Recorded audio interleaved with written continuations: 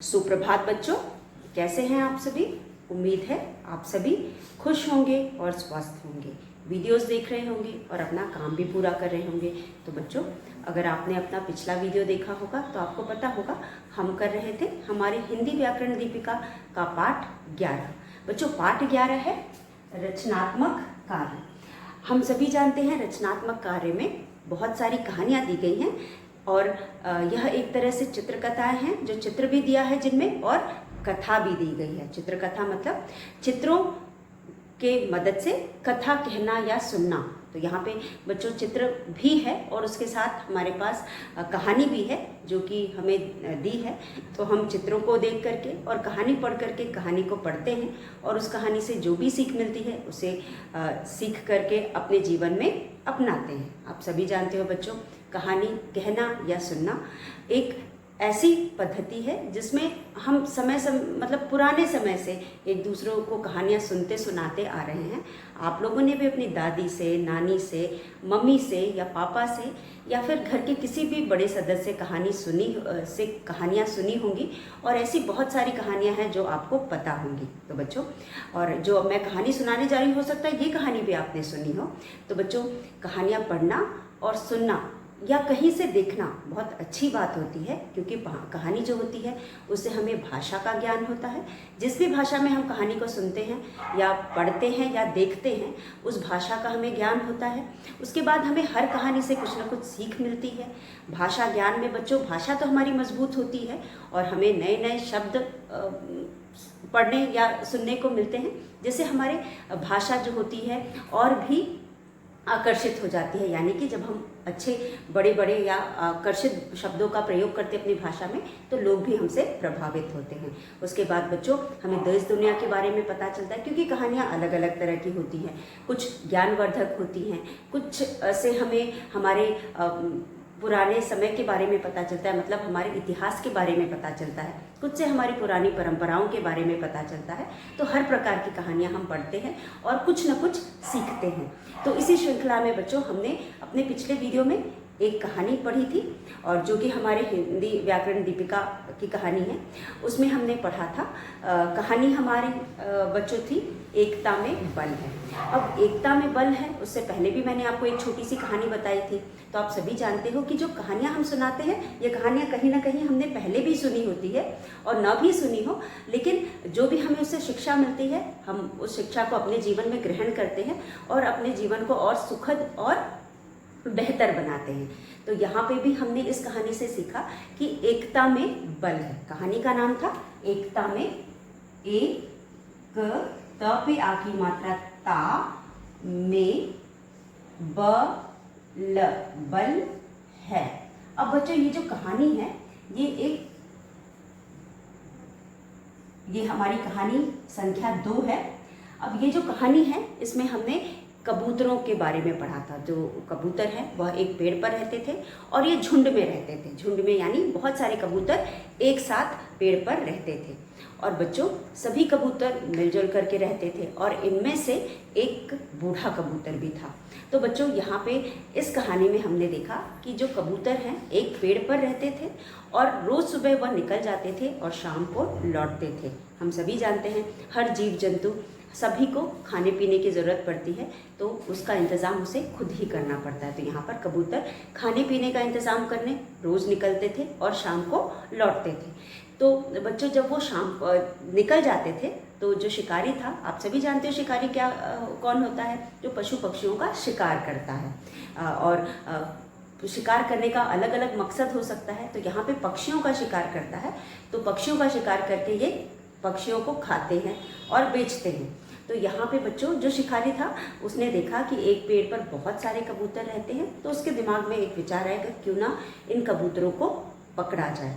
अब बच्चों, उसके लिए उसने क्या किया, जाल डाल दिया। अब मैंने आपको शुरू में बताया कि कबूतर रोज सुबह निकल जाते थे, तो पूरे दिन कबूतर पेड़ के पास आसपास नहीं रहते थे। यह देखकर शिकारी ने इसका फायदा उठाया और जो पेड़ था, बड़ा सा पेड़, उसके नीचे एक जाल डाल दिया। अब बच्चों, आप सभी जानते हो जाल अगर ज़मीन पे फैला दिया जाए तो वो दिखाई नहीं देता। तो शिकारी ने जाल डाल दिया और उस जाल में फंसाने के लिए, अब सिर्फ जाल डालने से तो कोई उसमें फंसता नहीं, तो उसने ढेर सारे अनाज के दाने भी बिखेर दिए। अब बच्चों अनाज के दाने बिखेरने के बाद उस शिकारी ने क्या किया, वह दूसरे वहीं कहीं बगल में जाकर पेड़ के पीछे छिप गया। अब बच्चों ये कहानी हमने पिछली बार लिखा भी था, लिख करके भी इसे पूरा किया था, और उसके बाद हमने वो तब आपको कहानी अच्छे से समझ में आ गई थी। तो यहाँ पे लिख करके भी हमने किया था, तब भी हमने इसको अच्छे से पढ़ा और समझा था। तो यहाँ पे जब वो शिकारी पेड़ के पीछे छुप जाता है, शाम के वक्त कबूतर वापस लौटते हैं और जब ढेर सारा दाना जमीन पर देखते हैं तो वह दाने को देखकर लालायित होते हैं, यानी उन्हें लालच आता है और उसे खाने के लिए वो नीचे जाने की सोचते हैं। तो जो बूढ़ा कबूतर था वो उन्हें समझाता है कि ऐसा जहाँ कहीं पर भी ऐसा कुछ होता है तो मतलब हमें थोड़ा सोचना समझना चाहिए, क्योंकि वहाँ पे बहुत सारा अनाज गिरने का कुछ भी मतलब हो सकता है। तो लेकिन जो बाकी कबूतर थे उन्होंने कहा नहीं, तुम तो ऐसे कह रहे हो, और उनकी बात नहीं मानता है और जा कर के वह वहाँ से दाना चुगने लगते हैं। जब दाना चुग करके वो उड़ने की कोशिश करते हैं तो उन्हें समझ में आता है कि वह जाल में फंस चुके थे और वह उड़ नहीं पा रहे थे। तो यहाँ पे बच्चों जो बूढ़ा कबूतर था ये सब कुछ पेड़ पर बैठा देख रहा था। तो बूढ़े कबूतर ने कहा, घबराओ मत, मैं तुम्हारे लिए कुछ न कुछ हल निकालता हूँ। फिर बहुत सोचकर बूढ़े कबूतर ने कहा कि मेरा एक दोस्त है चूहा जो इस जाल को काट सकता है, और वो जाल को काट देगा तो तुम सभी आज़ाद हो जाओगे, लेकिन तुम सभी को जाल लेकर एक साथ उड़ना होगा। क्योंकि बच्चों अगर एक कबूतर जाल लेके उड़ने की कोशिश, क्योंकि वो कोशिश कर रहे थे, एक एक करके सब उड़ने की कोशिश कर रहे थे, जाल भारी होता है, एक अकेले कबूतर के बस की बात नहीं थी जाल लेकर उड़ना। तो यहाँ पे उसने कहा जब तुम सब मिल करके जाल लेकर उड़ोगे, जब उड़ने की कोशिश करोगे तभी उड़ पाओगे। और उन्होंने कोशिश किया और वो सभी जाल के साथ उड़कर चूहे के पास पहुँच गए। अब बच्चों चूहे के पास पहुँचे, चूहे ने जाल काट दिया और सभी आज़ाद हो गए। तो बच्चों यहाँ पे ये कहानी हम इसलिए पढ़ रहे हैं क्योंकि इस कहानी से भी हमें सीख मिलती है। वो ये सीख मिलती है कि ये जो कहानी है यहाँ पे कबूतरों ने मिलकर काम किया। मिलकर काम मतलब मिलकर रहना, यानी एकता, एक दूसरे में आपसी समझ के साथ और आपसी प्रेम के साथ जब हम रहते हैं तो उसे हम एकता कहते हैं। तो सभी कबूतरों में एकता होने की वजह से मिलकर वे जाल को लेकर उड़े थे, इस वजह से वो उड़ने में सफल हुए थे। अगर एक कबूतर चाहता जाल लेकर उड़ना और बाकी ना चाहते तो वो कभी भी ना उड़ पाते। तो कोई भी काम जब हम मिलजुल करके करते हैं या फिर हम आपसी समझ बूझ के साथ एक दूसरे को सहारा देकर करते हैं तो हम कभी भी असफल नहीं होते हैं। तो यहाँ पे भी सभी कबूतर मिलजुल कर रहते थे और मिलकर जाल लेकर उड़ने की वजह से वो जाल लेकर उड़ सके और चूहे के पास गए, चूहे ने जाल काट दिया और सभी आज़ाद हो गए। तो बच्चों इस कहानी से हमें ये समझ में आता है कि एकता में बल है। जब वो एक थे तो मजबूत थे और अगर अलग अलग होते तो वो कमज़ोर होते, वो कभी भी इस बड़े काम को ना कर पाते। तो बच्चों इस तरह से आज आपने एक और सीख मिली आपको। मुझे उम्मीद है आप सभी इस सीख को अपने जीवन में अपनाएंगे। तो बच्चों हमें किसी के साथ भी, चाहे हमारे पड़ोसी हों, घर के सदस्य हों या फिर हमारे भाई बहन हों या हमारे रिश्तेदार हों, सभी के साथ हमारा जो संबंध है अच्छा होना चाहिए। सभी के साथ हमें मिलजुल कर रहना चाहिए और समय पड़ने पर एक दूसरे का सहारा बनना चाहिए या मदद करनी चाहिए। तो इस कहानी में भी हमें यही सीख मिलती है और इस कहानी को अपना करके या इसकी सीख को अपना करके आप सभी अपने जीवन को और बेहतर और सुखद बनाएंगे। तो बच्चों इस तरह से कहानी हमने ख़त्म कर ली और हमने 2-3 बार में कहानी को पढ़ी है, इसलिए आपको अच्छे से समझ में आ गई होगी। जब भी आपको मौका मिले आप मम्मी को, पापा को, दादी, दादा, भाई बहन जो भी हैं उनको ये कहानी सुनाइए, क्योंकि कहानियाँ याद करना एक अच्छी बात होती है। जितनी ही चीज़ों को हम याद करते हैं उतने ही हमें याद करने की हमारी क्षमता बढ़ती है। तो बच्चों चलिए हम आज का विषय शुरू करते हैं। हमारा आज का अगला पाठ है बच्चों हमारे हिंदी पाठ्य पुस्तक खुलते पंख का अगला पाठ, जो कि है अंग की मात्रा। आप सभी जानते हो अभी तक हम स्वर पढ़ रहे थे और एक एक करके हमने सभी स्वरों को पढ़ लिया और समझ लिया।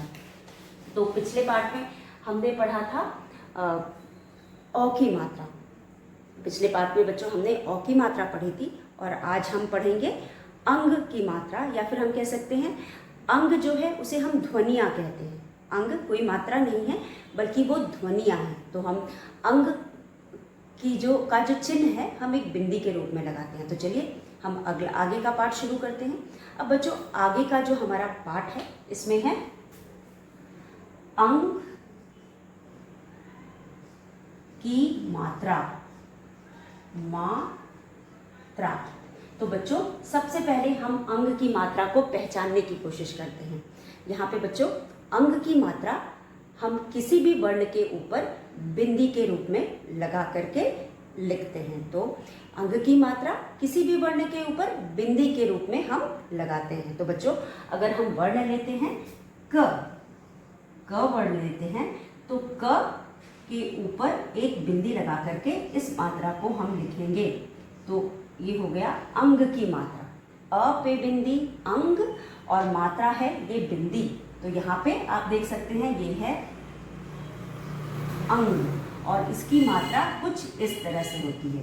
तो ये है अंग की मात्रा। यहाँ पे हम बिंदी के ऊपर अंग की मात्रा लगाते हैं और हम ये लाइन हम हटा देते हैं। चलिए इस तरह से हम बिंदी के रूप में अंग की मात्रा लगाते हैं और अंग के ध्वनि के साथ हम इसे पढ़ते हैं। तो अभी तक हम स्वर पढ़ रहे थे बच्चों। स्वर में हमने अ से लेके अ तक स्वर पढ़ा और समझा। अब हमारे पास आगे दो ध्वनियाँ हैं जिसे हम अंग और अह कहते हैं। तो अंग और अह हम आगे के दो पाठों में पढ़ेंगे। तो चलिए आज के पाठ में अंग को पहले पहचानना सीखते हैं। यहाँ पे अंग अ पे बिंदी यानी अ के माथे के ऊपर बिंदी लगाते हैं और इस मात्रा को हम बिंदी के रूप में लगाते हैं। तो जब भी हम अंग की मात्रा किसी भी वर्ण के साथ लगाते हैं तो हम उसके माथे पर लगाते हैं। क बिंदी कंग और क प्लस अंग के साथ हम उसको पढ़ते हैं। क बिंदी अंग हम कहेंगे कंग। तो बच्चों जैसा कि हम हमेशा करते हैं चलिए क से लेकर ह तक वर्ण लिख करके हम उस पर या व्यंजन लिख करके हम उस पर मात्रा लगा करके अंग की मात्रा को पढ़ना और समझना सीखते हैं। तो यहाँ पे बच्चों सबसे पहले हम लिखेंगे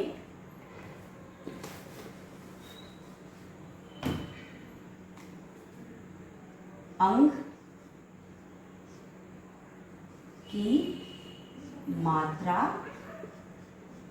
लगाकर ल ग पे आ की मात्रा गा क र। अंग की मात्रा लगाकर क से ह तक वर्ण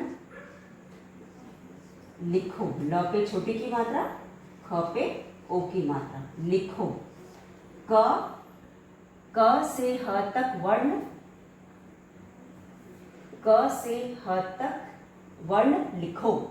अंग की मात्रा लगाकर क से ह तक वर्ण लिखो। तो चलिए अंग की मात्रा लगाकर क से ह तक वर्ण हम लिखते हैं। यहाँ पे बच्चों सबसे पहला हमारा वर्ण है क। तो हम क पे मात्रा लगाएंगे। क पे हम अंग की मात्रा लगाएंगे ये हो जाएगा कंग। और हम पढ़ेंगे क और अंग कंग। फिर ख पर अंग की मात्रा लगाएंगे ये हो जाएगा खंग। ख और अंग खंग। उसके बाद ग पर अंग की मात्रा ये हो जाएगा गंग। ग वर्ण है या व्यंजन है और अंग ग अंग गंग। अंग ध्वनि के साथ हम किसी भी व्यंजन को यहाँ पे पढ़ेंगे। ग और अंग गंग। फिर हो जाएगा घ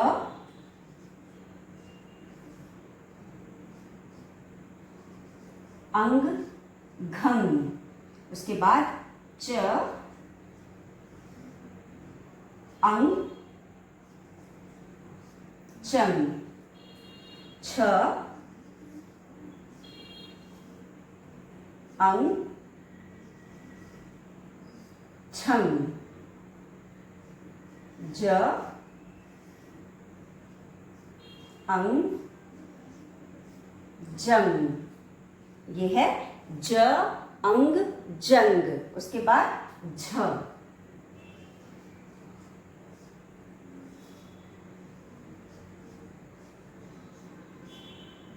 ये हो गया झंग। अब एक बार फिर हम इसे पढ़ते हैं। देखिए अंग की मात्रा, हमने सब पर अंग की मात्रा लगाई है। अब क अंग की मात्रा कंग, क और अंग, क के साथ हम अंग की ध्वनि को पढ़ रहे हैं। क अंग कंग, ख अंग खंग, ग अंग गंग, घ अंग घंग, च अंग चंग, छ अंग छंग, ज अंग जंग, झ अंग झंग। अब बच्चों एक चीज और हमें समझनी है यहाँ पे, जो अंग की मात्रा होती है अंग, अंग। जब हम अंग की मात्रा को पढ़ते हैं तो हम इसे, जो ध्वनि है या अंग की मात्रा का स्वर है, नाक व मुंह दोनों से आता है। नाक व मुंह दोनों से आता है, इसलिए हम इसे अनुस्वार कहते हैं। हम अंग की मात्रा को अनुस्वार कहते हैं।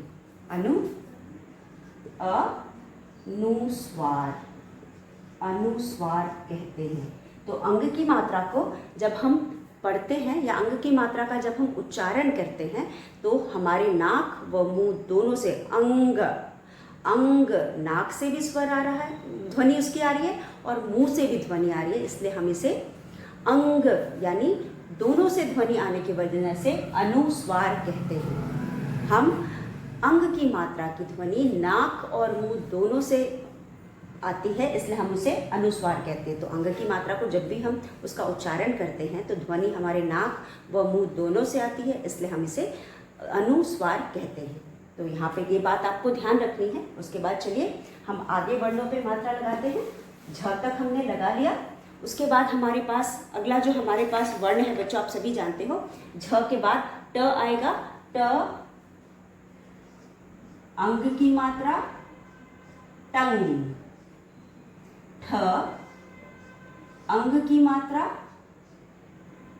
ठंग, ट ठ ड पे अंग की मात्रा डंग, ड ढ ट ठ ड ढ,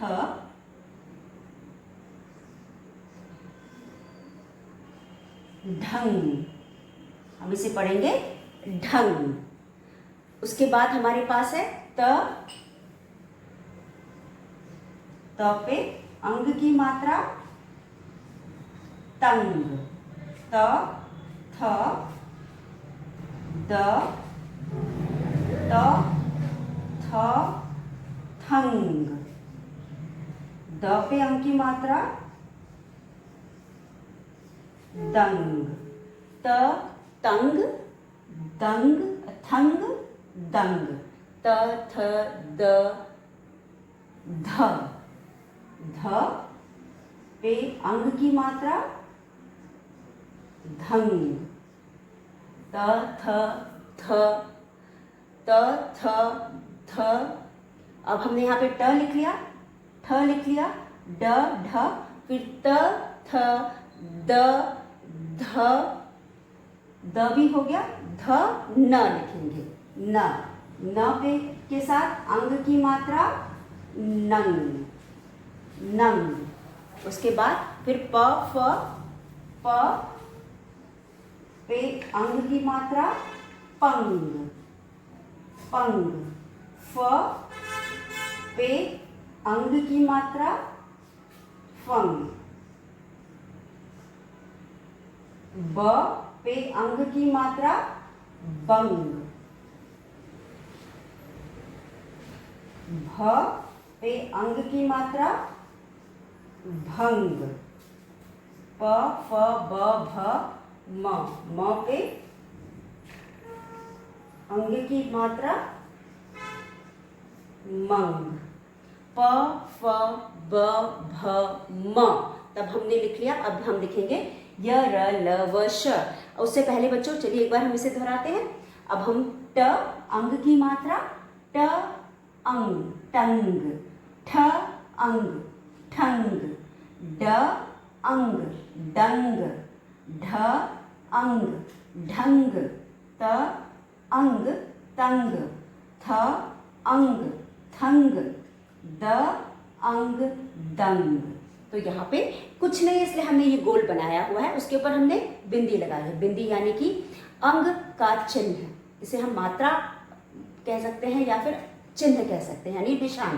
तो हम अंग के मात्रा बिंदी द्वारा किसी भी व्यंजन के ऊपर यानी माथे के ऊपर लगा करके लगाते हैं, और हम उसे उस वर्ण को या उस व्यंजन को हम अंग की ध्वनि के साथ पढ़ते हैं। तो मात्रा हम हमेशा व्यंजन के ऊपर लगाते हैं और उस व्यंजन के साथ उस मात्रा की ध्वनि को मिला करके पढ़ते हैं। तो यहाँ पे हम अंग की मात्रा पढ़ रहे हैं, तो अंग की मात्रा को हम अंग जो स्वर है उसे व्यंजन के साथ मिला करके पढ़ेंगे। तो यहाँ पे आगे है ध अंग, धंग, न अंग, नंग, प अंग, पंग, फ अंग, फंग, ब अंग, बंग, भ अंग, भंग, म और अंग, मंग। इस तरह से हमने इन शब्दों में इन व्यंजनों में मात्रा लगाई और इन्हें पढ़ना सीखा। चलिए एक बार हम फिर पढ़ते हैं, फिर हम आगे के व्यंजनों में भी मात्रा लगा करके पढ़ेंगे। क अंग, क अंग, कंग, ख अंग, खंग, ग अंग, गंग, घ अंग, घंग, च अंग, चंग, छ अंग, छंग, ज अंग, जंग, झ अंग, झंग, ट अंग, टंग, ठ अंग, ठंग, ड अंग, डंग, ढ अंग, ढंग, त अंग, तंग, थ अंग की मात्रा थंग, द अंग की मात्रा दंग, ध अंग, धंग, च अंग, चंग, प अंग, पंग, फ अंग, फंग, ब अंग, बंग, भ अंग की मात्रा भंग, म अंग की मात्रा मंग। चलिए आगे वर्णों को हम पढ़ें। आप इसे अपने क्लास वर्क कॉपी में लिखेंगे। आप प्लस करके भी मात्रा लगा सकते हैं और इस तरह से भी आप लगा सकते हैं। तो यहाँ पे ये अंग की मात्रा थी। अंग की मात्रा किसी भी व्यंजन के माथे पर बिंदी द्वारा लगाते हैं और उसे नाक और मुंह दोनों से पढ़ते हैं। तो जब हम अंग की मात्रा का उच्चारण करते हैं, वाले शब्द का उच्चारण करते हैं, तो जो स्वर है या ध्वनि है नाक और मुंह दोनों से आती है, इसलिए हम इन्हें अनुस्वार भी कहते हैं। अंग की मात्रा को हम अनुस्वार भी कहते हैं।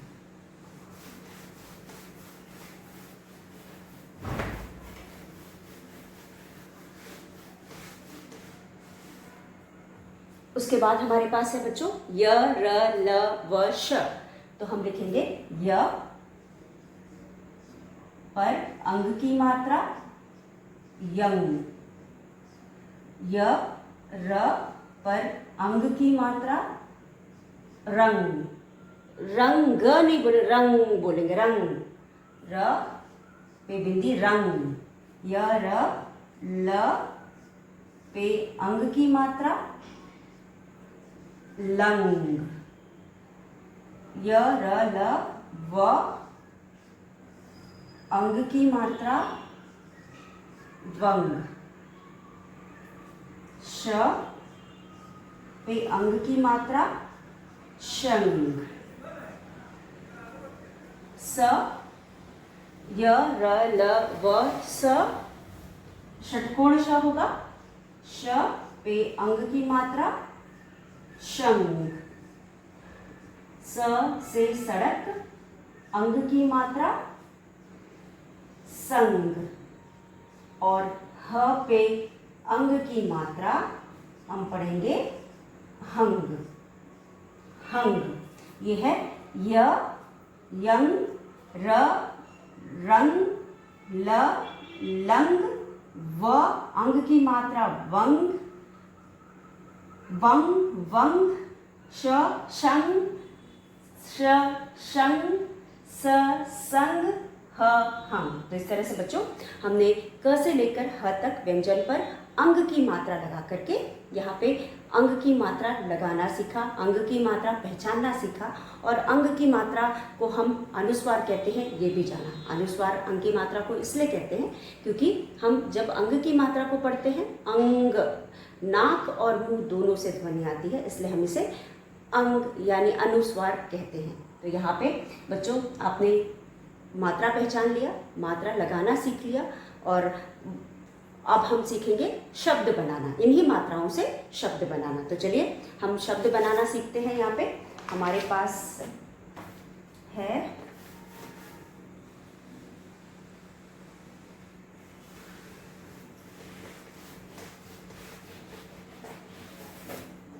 तो बच्चों आप सभी जानते हैं अंग की मात्रा। अंग की मात्रा यानी कि बिंदी, माथे के ऊपर लगाई गई बिंदी, यह है अंग की मात्रा। अब इस अंग की मात्राओं को हम किस कुछ वर्णों में लगाते हैं, उसके बाद और वर्ण उसके कुछ व्यंजनों में लगाते हैं और उसके साथ और व्यंजनों को जोड़कर शब्द बनाते हैं। जैसे कि प पे अंग की मात्रा पंग, प पे अंग की मात्रा पंग। उसके बाद हमारे पास है म पे अंग की मात्रा मंग, उसके मंग, मंग, पंग, मंग। प अंग पंग, म अंग मंग। उसके बाद हमारे पास है क अंग कंग, क अंग कंग। उसके बाद हमारे पास है श अंग शंग, श अंग शंग। उसके बाद हमारे पास है ट अंग तंग, तंग। उसके बाद हमारे पास है र पे बिंदी रंग। उसके बाद हमारे पास है स पे बिंदी संग। तो इस तरह से चलिए हम शब्द बनाते हैं। शब्द प से अगर हम प में एक और वर्ण अगर हम जोड़ते हैं या व्यंजन जोड़ते हैं तो बनेगा पंख, पंख, पंग प्लस ख पंख। उसके बाद है म पे बिंदी म अंग मंद, मंद, ये बना मंद, मंद। उसके बाद है क पे बिंदी कंठ, कंठ, ये बना क और ठ कंठ। फिर श और बिंदी यानी अंग की मात्रा ख, शंख, ये बना शंख, शंख। फिर त है, त से बना तंग, तंग। र से बना रंग, र बिंदी और ग रंग। फिर स से बना स बिंदी और ग संग। तो यहाँ पे बच्चों आप देख सकते हैं जो यहाँ शब्द लिखे हैं, वर्ण लिखे हैं या व्यंजन लिखे हैं, इन व्यंजन पर हमने अंग की मात्रा लगाई और उस व्यंजन के साथ एक और व्यंजन मिला करके शब्द बनाए। तो ये हो गए अंग की मात्रा वाले शब्द। पंख, प पे बिंदी पंग, प और अंग पंग, ख पंख, प पे बिंदी म पे बिंदी मंग, म और अंग मंग, मंद, मंद। क पे बिंदी क और अंग कंठ, कंठ। श पे बिंदी शंख, शंख। त पे बिंदी तंग, तंग। उसके बाद र पे बिंदी रंग, रंग। उसके बाद स पे बिंदी संग, संग। इस तरह से बच्चों आप अंग की मात्रा जो भी आज हमने किया, हमने अंग की मात्रा को पहचानना सीखा, अंग की मात्रा लगाना सीखा, वर्ण पे लगाना, व्यंजनों पे लगाना सीखा और इनको लगा करके शब्द बनाना सीखा। तो आप भी जो भी आज हमने पढ़ा उसे पढ़ेंगे और लिखने, मात्रा लगाने और शब्द बनाने का अभ्यास करेंगे। और उसके बाद बच्चों आप कोशिश करेंगे कि इन शब्दों को जोड़कर वाक्य बनाने की कोशिश करें। अगले वीडियो में हम वाक्य बनाना सीखेंगे और जो हमारी किताब में दी गई है उन शब्दों पर विचार करेंगे। तो हमने अभी तो आज अपने मन से शब्द बनाए और अगले वीडियो में हम कुछ और शब्द जो हमारी किताब में दिए गए उन शब्दों को लिख करके उनको लिखने और पढ़ने का अभ्यास करेंगे और वाक्य बनाना सीखेंगे। तो यहाँ पे बच्चों एक बार अगर हमें मात्रा पहचानना आ जाएगा, मात्रा लगा करके शब्द पढ़ना आ जाएगा या शब्द बनाना आ जाएगा, तो हमें वाक्य पढ़ना भी आ जाएगा और फिर हमें किसी भी चीज़ को पढ़ने या लिखने में कठिनाई नहीं होगी। तो बच्चों आज हमने जो भी किया आप उसे करेंगे, दोहराएंगे। उसके बाद अगले वीडियो में एक बार फिर मिलेंगे। तब तक के लिए आपका दिन शुभ हो। धन्यवाद।